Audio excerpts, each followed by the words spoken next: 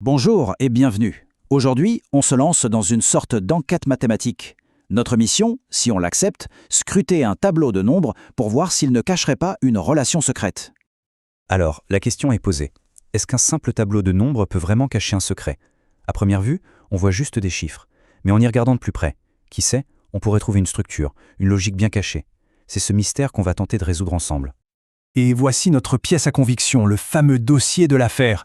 On a deux lignes de nombres. La première, 6, 10, 15 et 25. Et la seconde, 8,4, 14, 21 et 35. Alors, existe-t-il un lien entre ces deux lignes? C'est ce qu'on va découvrir tout de suite. Pour résoudre une énigme comme celle-ci, il nous faut une clé. Et en mathématiques, cette clé, elle porte un nom bien précis. C'est notre indice principal. Et là voilà, cette fameuse clé, on l'appelle le coefficient de proportionnalité. C'est un peu un nombre magique, un multiplicateur constant, qui pourrait relier chaque nombre de la première ligne à celui qui lui correspond sur la deuxième. S'il existe, et surtout s'il est le même pour toutes les colonnes, alors notre tableau est bien un tableau de proportionnalité.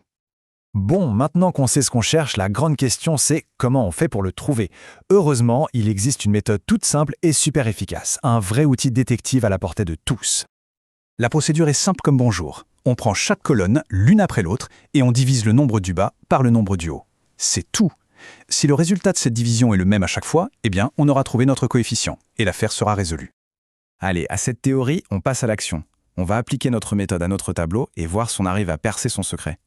On commence par le commencement. La première colonne. On a 8,4 en bas et 6 en haut. L'opération est donc 8,4 divisé par 6, ce qui nous donne 1,4. Ok, on a notre premier suspect pour le rôle de coefficient. Mais attention, il faut vérifier si c'est constant. On passe maintenant à la deuxième colonne, avec les nombres 14 et 10. Est-ce que notre premier indice va se confirmer? Le calcul est rapide. 14 divisé par 10. Et oui, le résultat est encore 1,4. Ah, la piste se réchauffe sérieusement. Notre suspect semble de plus en plus crédible. On continue notre enquête avec la troisième colonne, 21 et 15. Est-ce que cette belle régularité va se maintenir? Alors, le suspense est à son comble. Est-ce qu'on va obtenir le même résultat en divisant 21 par 15?